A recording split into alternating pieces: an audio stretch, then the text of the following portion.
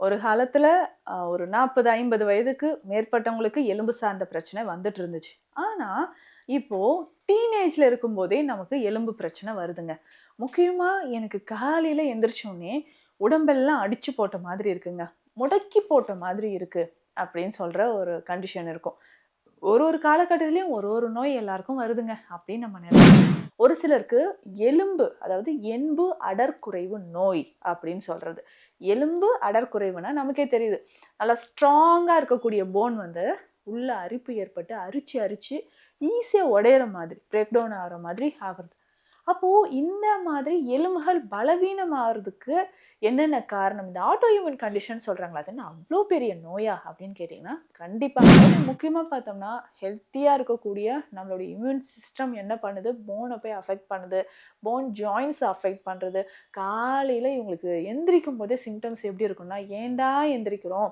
எந்திரிச்சு கால தரையில ஊன முடியலையே, போயிட்டு கிச்சன்ல சின்னதா ஒர்க் பண்ண முடியலையே, பிரஷ் பண்ண முடியலையே, தூக்கம் கலையாத மாதிரியும் இருக்கு, உடல் ரொம்ப சோர்வாவும் இருக்கு. எலும்புகள், மூட்டுகள் எல்லாம் கை விரல்கள மடக்கவே முடியல. அவ்ளோ ஸ்டிஃப்னஸ் இருக்கே! அப்படின்னு நம்ம ரொம்ப இந்த மாதிரி ஒவ்வொரு கண்டிஷனையும் நம்ம கரெக்ட்டா எப்போ எந்த ஏஜ்ல இருக்கு, எந்த மாதிரி பெயின் இருக்கு. ஏன்னா இந்த ஆர்ஏ ஃபேக்டர் இருக்கிறவங்க நெறைய பேர் என்ன பண்றாங்கன்னா, ஸ்டார்ட்டிங்ல இப்ப பார்த்துக்கலாம், அப்ப பார்த்துக்கலாம். பெயின் கொஞ்சம் ஓகே தைலம்லாம் தேய்ச்சுட்டு, நம்ம வந்து வெந்நீர் ஒத்தடம் குடுத்தா சரியாகுது இல்லையா? இப்படியே ஓட்டிட்டு இருப்பாங்க. ஆனா நாளடைவுல நமக்கு என்ன ஆகுதுன்னா, இதோடைய சிவியாரிட்டி அதிகமாகி, அதிகமாகி நடக்க முடியாத மாதிரி டிஃபார்மிட்டி ஆக ஆரம்பிச்சுரும். Welcome to Nitya's Varam, where ancient Siddha tradition meets modern healing. Experience the difference. வரம் நேயர்களுக்கு வணக்கம். நான் டாக்டர் நித்யா, சித்தா பிசிஷியன். ஒரு காலத்துல ஒரு 40, 50 வயதுக்கு மேற்பட்டவங்களுக்கு எலும்பு சார்ந்த பிரச்சனை வந்துட்டு இருந்துச்சு. ஆனா, இப்போ டீனேஜ்ல இருக்கும்போதே நமக்கு எலும்பு பிரச்சனை வருதுங்க. முக்கியமா எனக்கு காலையில எந்திரிச்ச உடனே உடம்பெல்லாம் அடிச்சு போட்ட மாதிரி இருக்குங்க. முடக்கி போட்ட மாதிரி இருக்கு அப்படின்னு சொல்ற ஒரு கண்டிஷன் இருக்கும்.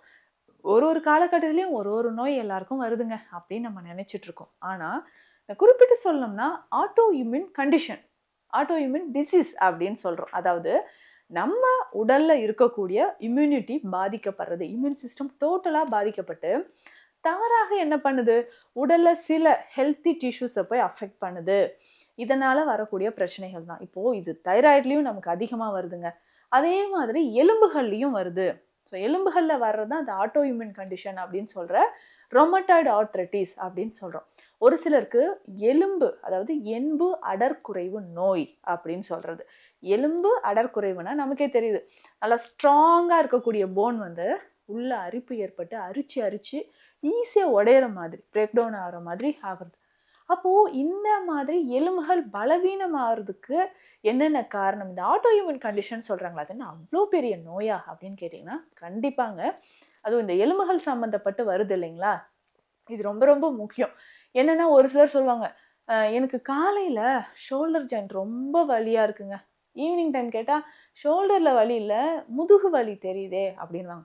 அதே மாதிரி இன்னும் கொஞ்சம் நேரம் கழிச்சு கேட்டா, கால்ல அதிகமா வலி இருக்கே அப்படின்னு சொல்லுவாங்க. இது ஓடுவாதம் அப்படின்னு சொல்ற ஒரு விஷயம். ஸோ நெறைய பேர் சொன்னா இத நம்பவே மாட்டாங்க. வீட்ல கூட, "என்ன நீ எப்ப பார்த்தாலும் இங்க வலிக்குதுன்ற, அங்க வலிக்குதுன்ற, இப்படி சொல்லிட்டே இருக்கிறது உனக்கு ஒரு நோயான்ற?" மாதிரி கேட்பாங்க. ஆனா உண்மையிலேயே ஓடுவாதம் அப்படின்னு சொல்றது, இந்த ஆர்ஏ ஃபேக்டர் ரொமட்டாய்டு ஆர்த்ரைட்டிஸ் இருக்கிறவங்களுக்கு வந்துகிட்டே இருக்குங்க. அதுலயும் முக்கியமா பார்த்தோம்னா, ஹெல்த்தியா இருக்கக்கூடிய நம்மளுடைய இம்யூன் சிஸ்டம் என்ன பண்ணுது? போன போய் அஃபெக்ட் பண்ணுது. போன் ஜாயிண்ட்ஸ அஃபெக்ட் பண்றது. காலையில இவங்களுக்கு எந்திரிக்கும்போதே சிம்ப்டம்ஸ் எப்படி இருக்கும்னா, "ஏன்டா எந்திரிக்கிறோம்?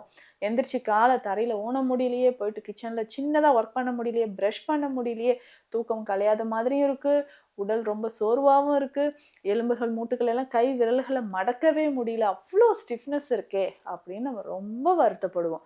அப்போ இதுக்கு பேரே முடக்குவாதம், சரவாங்கி அப்படின்னு சொல்லுவாங்க. இது இருக்கக்கூடிய நெறைய பேருக்கு ஆஸ்டியோபோரோசிஸ் கண்டிஷனும் இருக்குங்க. ஆஸ்டியோபோரோசிஸ் அப்படின்னா, அதுதான் எண்பு அடர்குறைவு.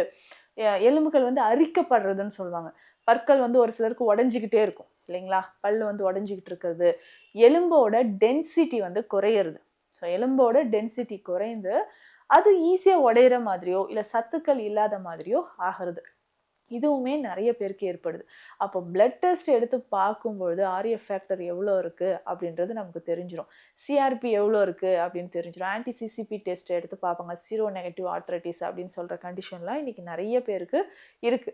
ஸோ இந்த மாதிரி ஒவ்வொரு கண்டிஷனையும் நம்ம கரெக்டாக எப்போ எந்த ஏஜ்ல இருக்கு, எந்த மாதிரி பெயின் இருக்கு, ஏன்னா அந்த ஆர்எஃப் ஃபேக்டர் இருக்கிறவங்க நிறைய பேர் என்ன பண்றாங்கன்னா, ஸ்டார்டிங்ல இப்போ பார்த்துக்கலாம், அப்போ பார்த்துக்கலாம், பெயின் கொஞ்சம் ஓகே தைலம்லாம் தேய்ச்சிட்டு நம்ம வந்து வெந்நீர் ஒத்தடம் கொடுத்தா சரியாகுது இல்லையா, இப்படியே ஓட்டிட்டு இருப்பாங்க. ஆனால் நாளடைவில் நமக்கு என்ன ஆகுதுன்னா, இதோடைய சிவியாரிட்டி அதிகமாகி அதிகமாகி நடக்க முடியாத மாதிரி டிஃபார்மிட்டி ஆக ஆரம்பிச்சிரும்.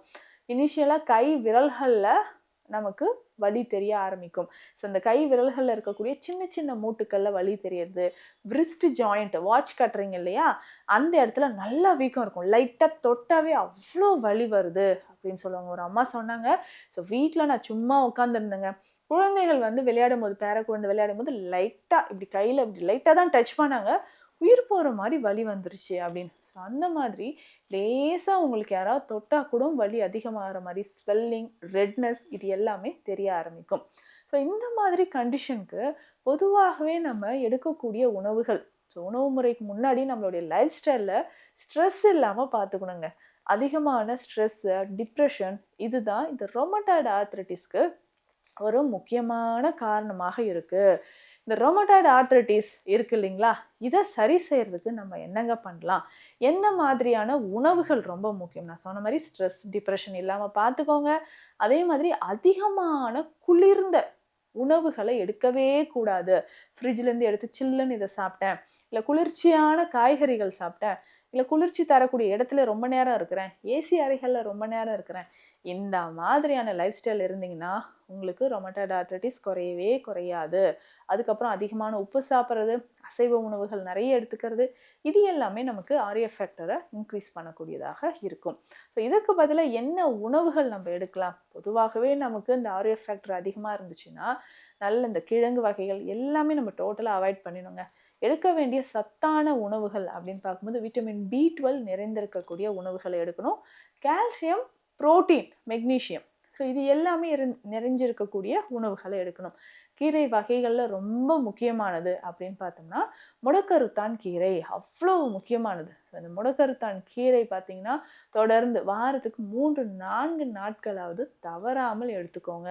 இதில் இருக்கக்கூடிய அந்த ஃப்ளேவனாய்ட்ஸ் எல்லாமே, ஸோ ஆன்டி இன்ஃப்ளமேட்டரி ப்ராப்பர்ட்டி இருக்கக்கூடியது, அதில் இருக்கக்கூடிய போன் டென்சிட்டியை இன்க்ரீஸ் பண்ணக்கூடியது, அதிகமான கால்சியமும் இதில் இருக்குது. முருங்கைக்கீரை, இரண்டாவதாக முருங்கைக்கீரை, அடுத்தது வெந்தயக்கீரை, இது எல்லாமே ரொம்ப ரொம்ப முக்கியமானது. இதை நம்ம எடுத்துகிட்டு வரணும். வாழைப்பூ ரொம்ப சிறந்தது, அதாவது இன்ஃப்ளமேஷனை குறைக்கிறதுக்கு உங்களுக்கு வாழைப்பூ நமக்கு பயன்படுது. சித்த மருத்துவத்தில் நிறைய மருந்து வகைகள் இருக்குது. அதில் முக்கியமாக இந்த மெழுகு வகை மருந்துகள் அப்படின்னு சொல்லுவோம். ஸோ மெழுகு வகை மருந்துகள் அப்படின்னு சொல்கிறது அது ஈஸியாக நம்ம சாப்பிட்றதுக்கு ஏதுவாக இருக்கும். குறைந்த அளவு தான், ஒரு மிளகளவோ இல்லை சுண்டைக்காய் அளவு தான் அதை நம்ம சாப்பிட்டுக்கணும். இதில் குறிப்பாக இடி வல்லாதி மெழுகு அப்படின்ற ஒரு மருந்து.